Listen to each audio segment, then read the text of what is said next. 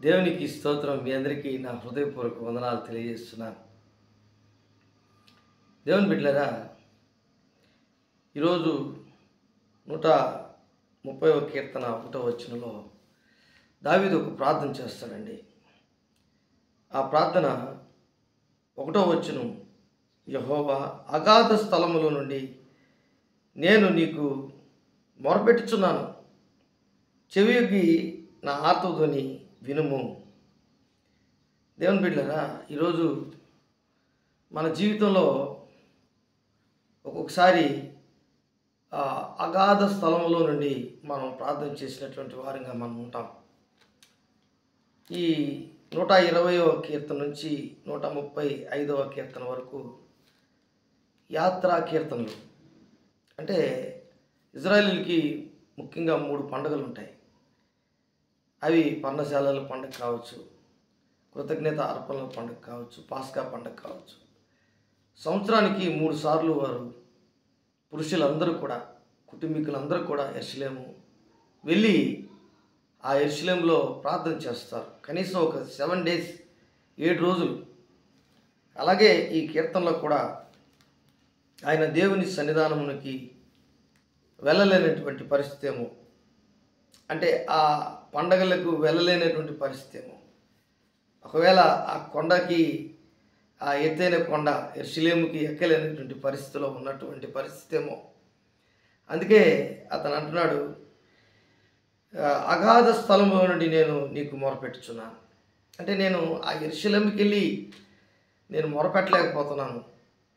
దేవుడుండు స్థలంలోకి నేను వెళ్ళి నేను ఆరాధన చేయలేకపోతున్నాను. ఒకవేళ అక్కడికి వెళ్తే దావీదుని చంపేస్తారేమో. అలాంటి పరిస్థితి దావీదుకి కలిగి ఉండొచ్చు. కాబట్టి దావీదు ఏమంటాడంటే, అగాధ స్థలంలో నుండి నేను నీకు మొరపెట్టుచున్నాను యెహోవా అంటున్నాడు. ప్రభువా, నా ప్రార్థన ఆలకింపు, నీ చెవి యొగ్గి నా ఆర్తధ్వని వినుము. కాబట్టి ఈరోజు నువ్వు ఎలాంటి పరిస్థితుల్లో ప్రార్థన చేస్తున్నావో, కష్టాల్లో ప్రార్థన చేస్తున్నావా, లేక సంతోషంలో ప్రార్థన చేస్తున్నావా? నీ జీవితంలో ఎక్కలేనటువంటి ఎత్తైనటువంటి పరిస్థితులు నీకు ఒకవేళ ఉన్నాయేమో, కష్టతరమైనటువంటి పరిస్థితులు నీకు ఉన్నాయేమో, ఒకవేళ ఇబ్బందికరమైనటువంటి ఇరుకులు, కష్టాలు, బాధలలో నీవు చిక్కుకొని పోయి నీవు లేలేనటువంటి పరిస్థితిలో ఉన్నావేమో. అయితే ప్రభు అయిన యేసు అగాధ స్థలములో దావీదు మొరపెడితే జవాబు ఇచ్చిన దేవుడు నీకు కూడా ఇస్తాడు. 71వ కీర్తన 20వ వచనంలో అంటాడు, అనేకమైన కఠిన బాధలు మాకు కలగజేసిన వాడా, నీవు మరలా మమ్ము బ్రతికించదు. భూమి యొక్క అగాధ స్థలములో నుండి నీవు మరలా మమ్ము లేవనెత్తువాడు. హల్లెలూయా. కాబట్టి ఒకవేళ పడిపోయిన స్థితిలో నుంచి ఎవరు నిన్ను పట్టించుకోకపోయినా, ఒకవేళ నీ జీవితంలో అగాధ స్థలంలోనే అట్లాగే మిగిలి ఉండిపోయి నీ జీవితంలో అలాగే ఉండిపోతున్నటువంటి పరిస్థితుల్లో నువ్వు ఒకవేళ ఉంటే, నువ్వు చేయవలసినటువంటి పని ఏంటంటే ప్రార్థన. కాబట్టి ఇది చాలా ముఖ్యం. అగాధ స్థలము అని ఎందుకు అన్నాడంటే, అది చాలా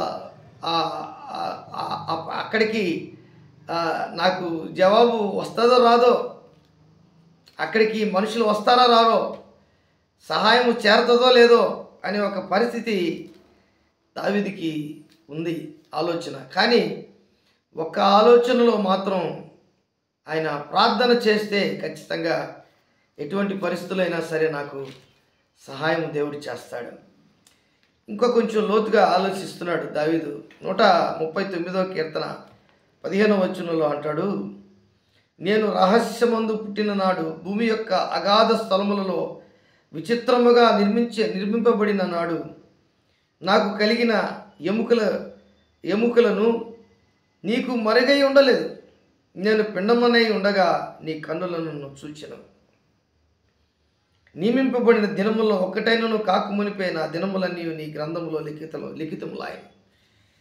కాబట్టి అంటే నువ్వు అగాధ స్థలములో నుంచి ప్రార్థన చేస్తున్నావా, ఎత్తైన కొండ మీద నుంచి ప్రార్థన చేస్తున్నావా, లోతైనటువంటి గొయ్యలో నుంచి, నదుల్లో నుంచి, సముద్రము అంచుల్లో నుంచి ప్రార్థన చేస్తున్నావా?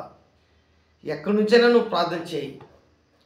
నా చిన్న వయసులో నా తల్లి నన్ను కన్న రోజు ఏ విధంగా రహస్యమందు పుట్టిన నాడు అంటున్నాడు.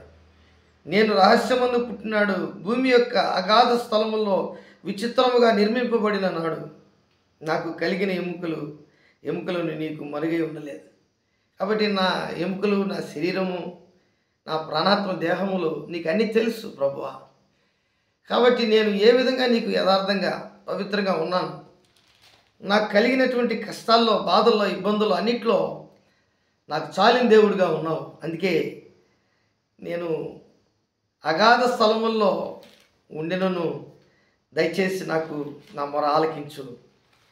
కాబట్టి ఇలాగ నువ్వు ప్రార్థన చేయాలి దేవుని బిడ్డలరా. ఒకవేళ దావీదులాగా నీ జీవితంలో కూడా ఒకవేళ ఉన్నట్లయితే అడుగు, యెహోవా అగాధ స్థలములో నుండి నేను నీకు మొరపెట్టుచున్నాను, ప్రభువా నా ప్రార్థన ఆలకింపుము. ఖచ్చితంగా దేవుడు ఆలకించి జవాబు దయచేస్తాడు. ప్రార్థన చేసుకుందాం. దేవుడి వాక్యాన్ని దీవించి ఆస్వాదించునుగాక. ప్రేమ నమ్మకం కలిగినటువంటి నా యేసయ్య, కూడి వచ్చినటువంటి బిడ్డలందరినీ మీరు దీవించారు. ఎవరికి ఏ కష్టం ఉందో, నష్టం ఉందో, కష్టం ఉందో, వ్యాధి ఉందో, రోగం ఉందో, బలహీనత ఉందో, నైనా ప్రార్థన చేయలేనటువంటి పరిస్థితి ఉందో, ఈరోజు ప్రభువా వారు అగాధ స్థలములో ఉన్న, కష్టాల్లో ఉన్న, ఇరుకుల్లో ఉన్న, చిక్కుల్లో ఉన్న, బలహీన స్థితిలో ఉన్న ప్రార్థనకి దేవుడు జవాబు ఇస్తాడు అనే ఒక నమ్మకం వారికి మీరు దయచేసినందుకు నీకు వందనాలు చెల్లిస్తూ నజరేయుడైన యేసు నామములో అడిగి వేడుకుంటున్నాను తండ్రి. ఆమేన్, ఆమేన్, ఆమేన్.